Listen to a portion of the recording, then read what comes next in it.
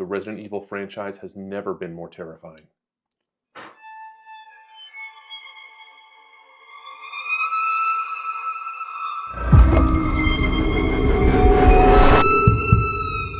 Our next stop on the road to Requiem has led us to Resident Evil 7. Jacob, how did you feel about this one? I've been really excited to dip into this one. We just got done with Resident Evil 2 Remake, Resident Evil 4 Remake. This has been my first time that I have played Resident Evil 7 since launch, and then this is your first time ever. It's a pretty big shakeup for the franchise as well too, so I'm very curious. Sometimes we banter back and forth slightly on these.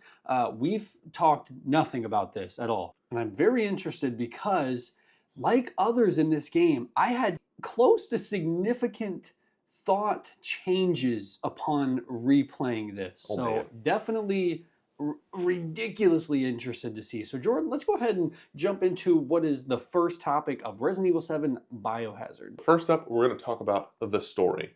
Now, the story has never been like one of the strongest parts of any Resident Evil game that I've played thus far. Mhm. I mean, the lore is great. Yeah. I don't want to knock like the environmental storytelling at all. I'm just talking specifically, what's the narrative drive? What are the characters doing? More often than not, we're looking at B-movie horror style stories. Resident Evil 7 has shaken things up and has shaken me to my very core.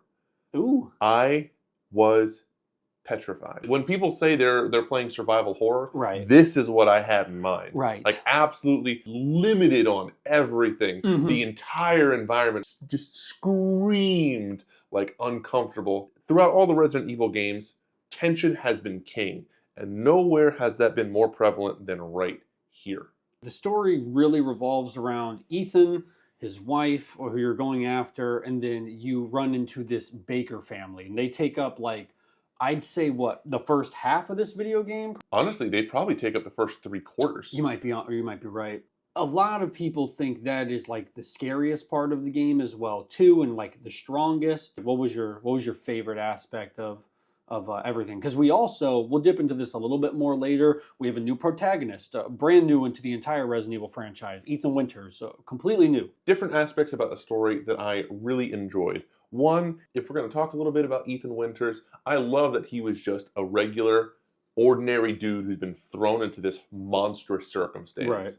I felt like that just played really well into the immersion of the story. Like, you feel more scared because Ethan's absolutely petrified. Yeah. It's not like Leon, who, even in the first game, he was a rookie cop, but he at least had some training. Yep. He was always firing off quips. Like, this guy was just trying his best to survive. Exactly. I was definitely more invested in the characters and what was going on in their backgrounds. I wanted to know more about Mia and why she was in this place in the first place. Yeah. We knew something was off. It wasn't just like I can't even remember what the intro about it was, like why she had said she had left. Yeah, I can't, it's funny, can't remember that either. And then, of course, nothing makes a story more compelling than making it real.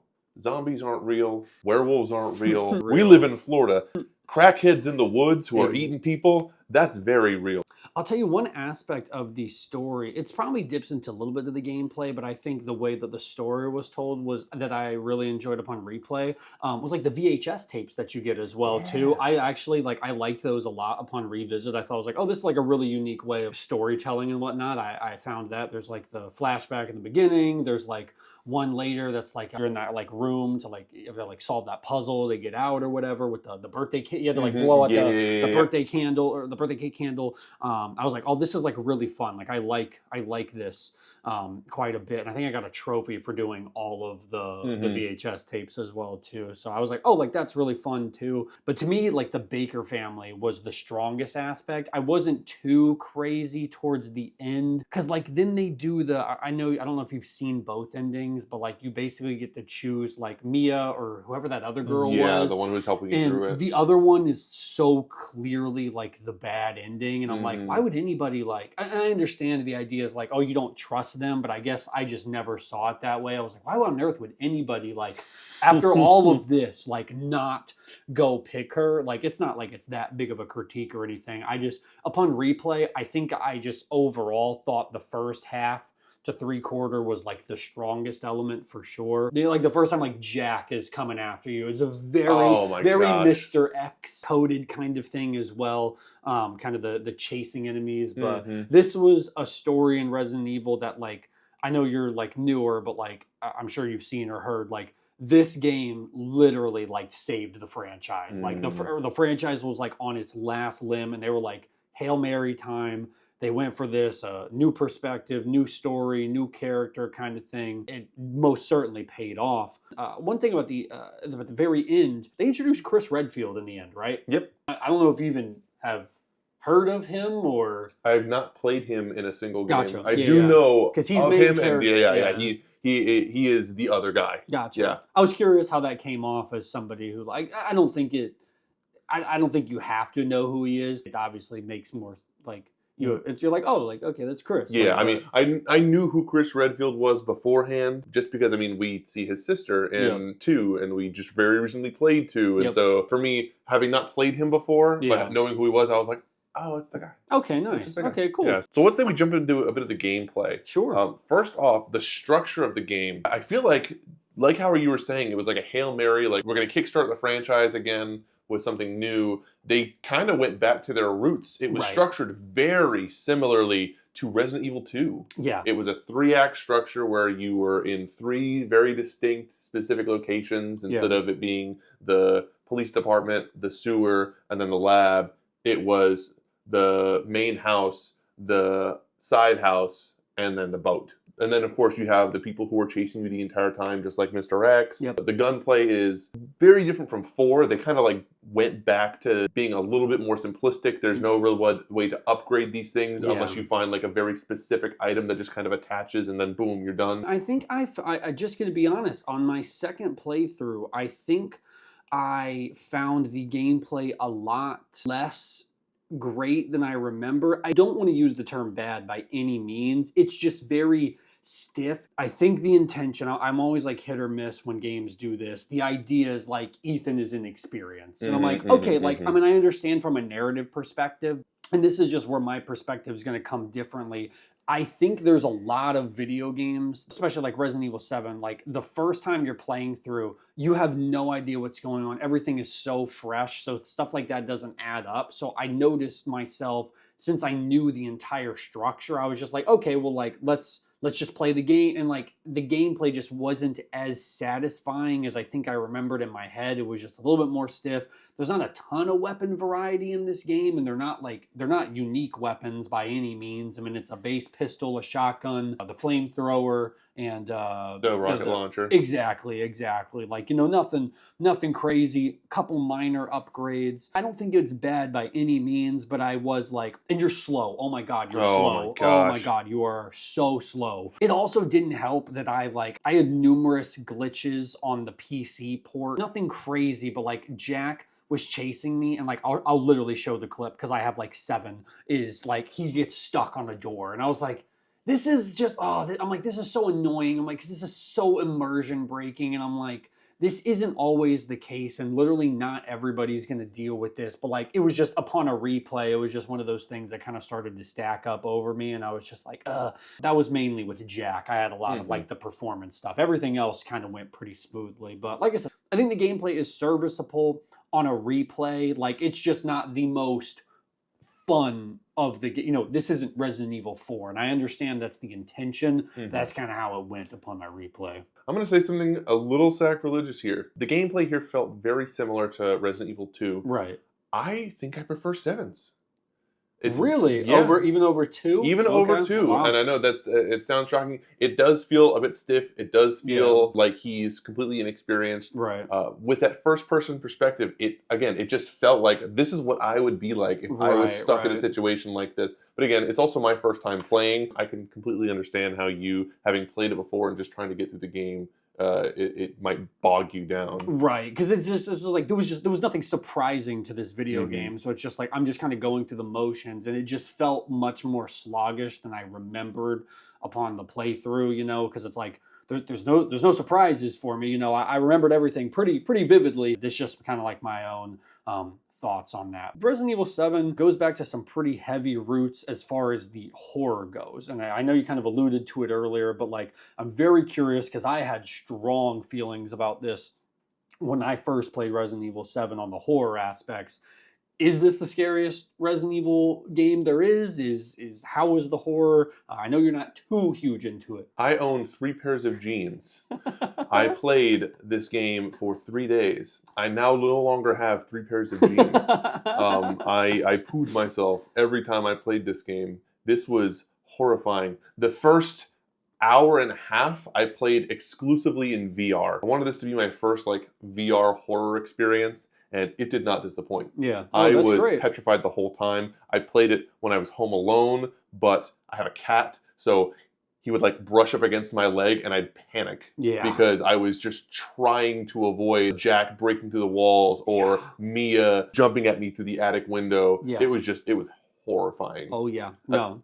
I think the vibe here overall too, it just really works with like the Louisiana Bayou. The swamp is just dank and miserable and full of bugs, and bugs end up playing a huge role with one of the bosses later. Yeah. So just like the grimy nastiness of these people living out in the middle of absolute nowhere was just perfect. I have 2 weird like opinions because like I said, like the horror didn't stick like crazy upon this time. I like vividly remembered this game, and like it's that's just where like my opinion on the replay is like it just wasn't as horrifying, but like I don't always expect it to be. But like my first playthrough, like I remember I was like, it was terrifying. I did the first hour in VR similarly, and it was like the worst thing ever. I was like, I remember that vividly. I like how we went back to the Mr. X type enemies, you know, the ones that just completely, the chasers. So I liked a lot of those for sure. The woman, even on my replay, that was the worst section for me personally. I don't know what it was, like when she got up close and like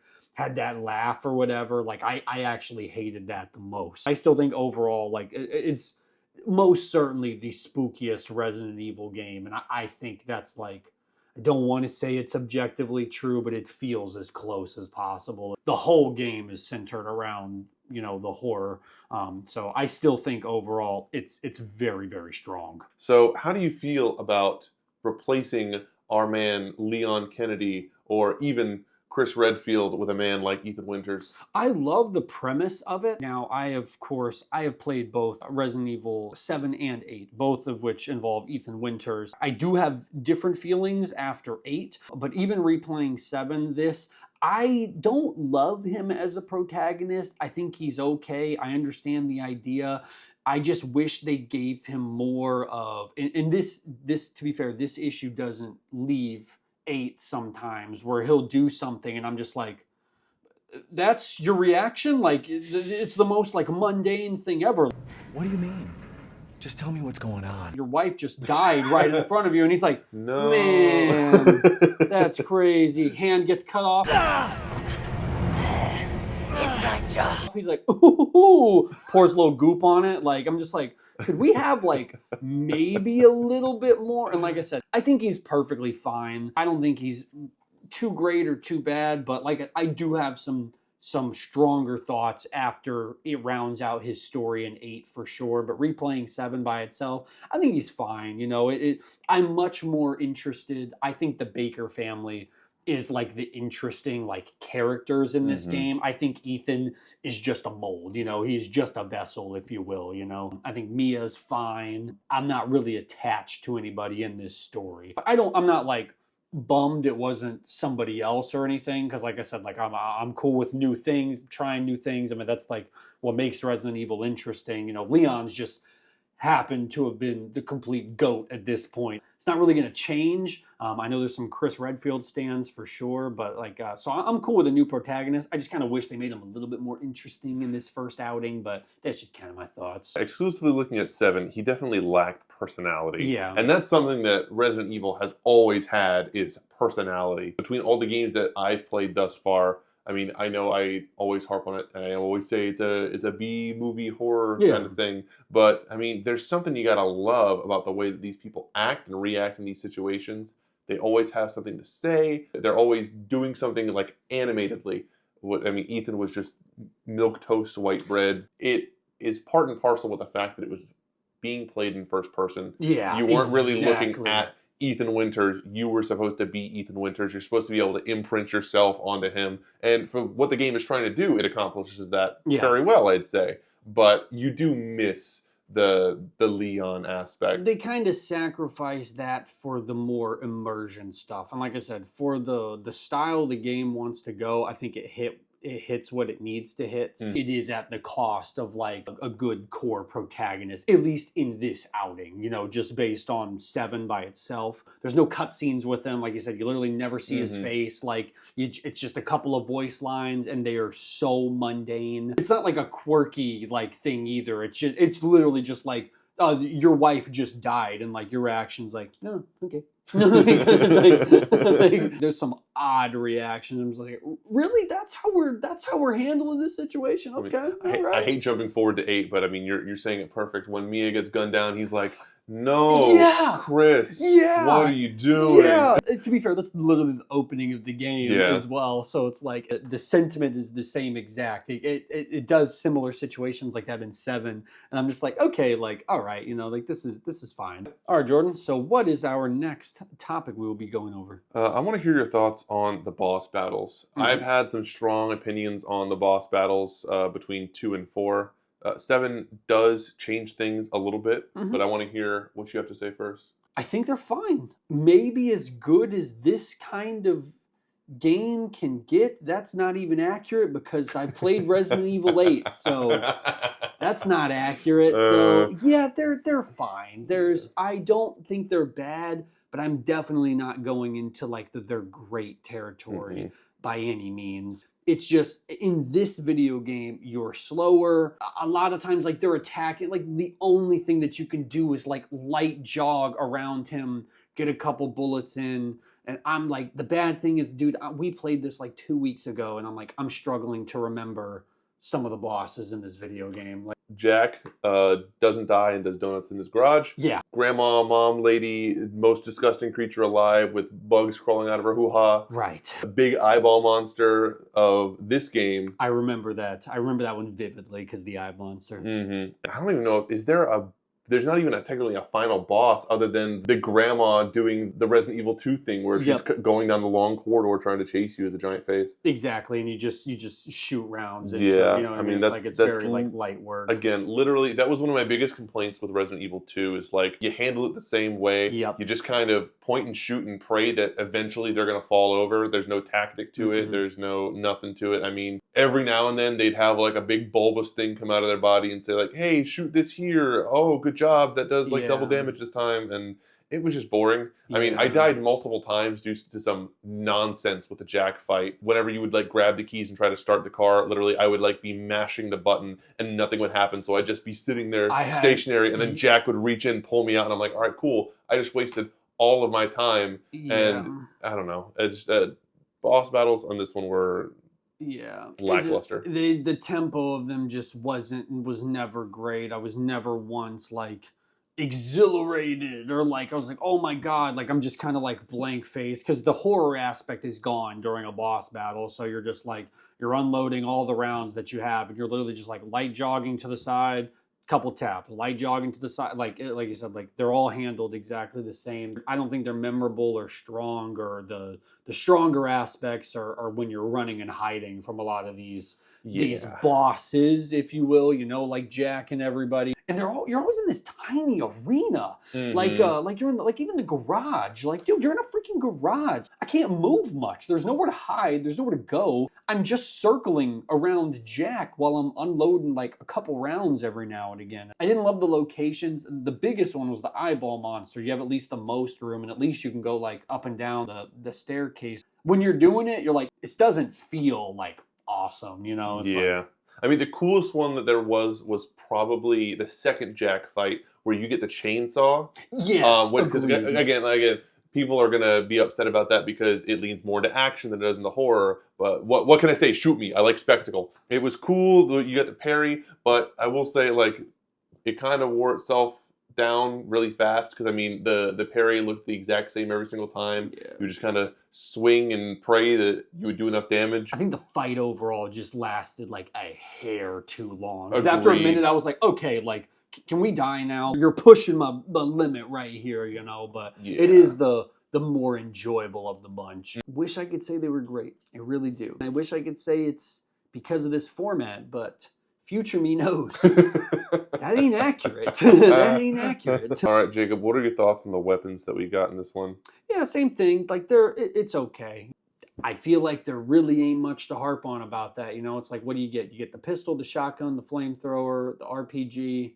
Did you get an SMG in this one? Yes, but only when you get to the boat section. Right. And then I guess you can unlock the Magnum or whatever. Yeah. And you get a couple upgrades, but it's not robust by any means. There's pros and cons when you do these things, and people are going to like different aspects of different stuff in a Resident Evil game, which is perfectly fine. But like just the way this game is structured, I don't think they were thinking of it that. They wanted you to feel like you weren't this tank. So they probably didn't want all these massive, cool weapons. So like, I understand the rationale, but like I said, like especially upon like a replay, I'm just like I really wish we had a little bit of cooler weapons. But like I said, it's fine.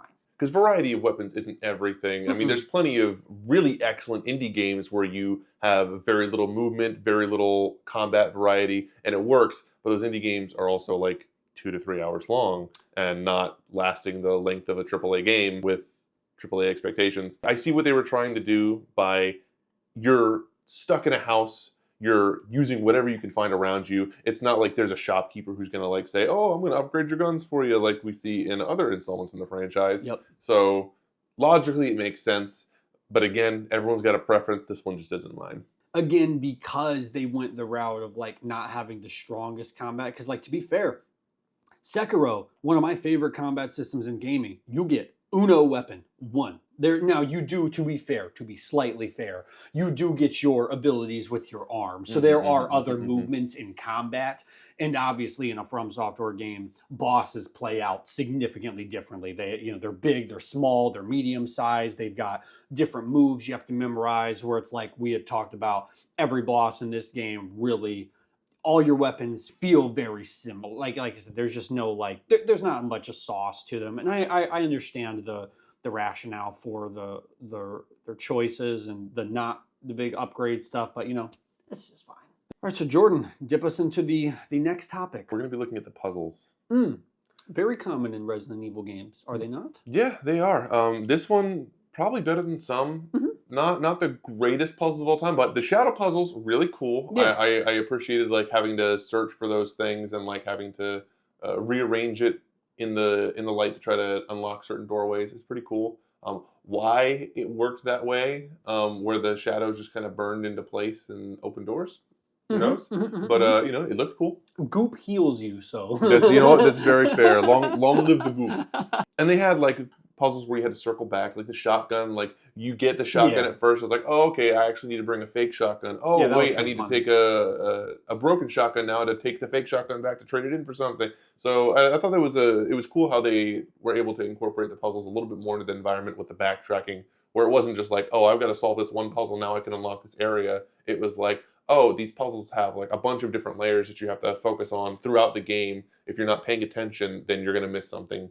I do think one of the stronger ones was that birthday, like the blowing out the candle one. Yeah. I was like, oh, this is like intuitive. Like I like this. Like that was definitely one of the ones. Even on replay, like I didn't remember exactly how that thing went bar for bar. So like I was still like trying to figure it out, and I was struggling a little bit too. And I was like, oh, like this is fun. Like I like this. This is get my brain working kind of thing, you know. So and then again, it has layers because you do it the first time through the videotape. You damage yourself and you end up as this guy getting yourself killed. Exactly. But it teaches when you're you when you're doing it again as Ethan, you know what to avoid so you don't get hurt. And then it literally makes the story progress. The guy's like, you weren't supposed to get out of this. Yeah. So I just think it was really cool. I agree. So I think they're like, I would say they're pretty good puzzles. Like they're, again, it's not like the best, but like overall, I do think there's some strong elements to it. So between 2, 4, and 7, at least the ones that we played up to this point, I think it had the strongest of them all. I think I would agree because 4 4 really is weak, and we went over 2 as well. Like they really are Weenie Hut Jr. So even like having that section in this video game, I think is better than pretty much any of the other ones in those games. So I'm most certainly inclined to agree. So All right, Jacob. So tell me, what's your overall rating of Resident Evil 7? I'll give you kind of like what I thought of my first playthrough versus like what it is now. So Okay. I don't want to lowball it, but 3, 2, 1. Yep, 7 for 7. Dang! Yeah, Wow, I thought you were going to be higher than that. I was really bordering on 8. Wow. Says I'm surprised. we started this video, I was confident I was going to give it an 8. But as we started talking about some of the weaker aspects of it, like, again, I still think it's a fantastic video game. A 7 is nothing to sneeze at. 7 is a good video game in my eyes. I don't know where we have gone in this day and age that like 7 means it's a bad score. Like 7 means it is a good video game. Even like somebody like Moist Critical, like he replayed every game in the franchise, and I think this was his number 3 out of everything, and like that's very commonly in like people's like top 1 to 2. I think just the replay for me personally was a bit more eye-opening too. I just think the first playthrough really like with all the surprise factors, especially in the horror, and like again, I have a weird relationship with this because if I remember correctly, this was one of, if not my first entries into the entire franchise. I mean, again, I was the reason this game existed, the reason for it. I was the target audience. I had never played Resident Evil growing up, and I was like, oh, like I'm hearing good things about this. And it was just, it felt different. It was new. I had never had any entry, but like after playing so many in this franchise, we've always talked about the story is not the strongest element in most of these games whatsoever. It's always been the gameplay, at least for me, and the intuitiveness of them.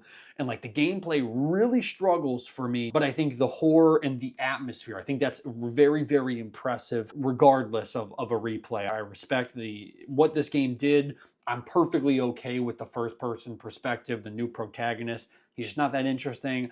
I feel like this just lands in like a good video game, and I understand why people would praise it higher, but like again, future me knows, especially after playing what I consider the better version of 7, I'm confident with a 7 on this one. So like you were saying, the horror aspect, the atmosphere, the environment, everything about that like is a 10. Yeah. Like it's so good. Like again, I will go on record and say this is the scariest Resident Evil game out there. Most certainly. So good as far as the tension building in the atmosphere. But again, the gameplay really bogs it down. People try to treat gameplay and story and atmosphere as like equal halves. Right. And while I can understand that sometimes, like I'm playing this game the entire time. Yeah. If the gameplay isn't as fun or as engaging for me, I'm going to rate it a little bit lower. Yeah.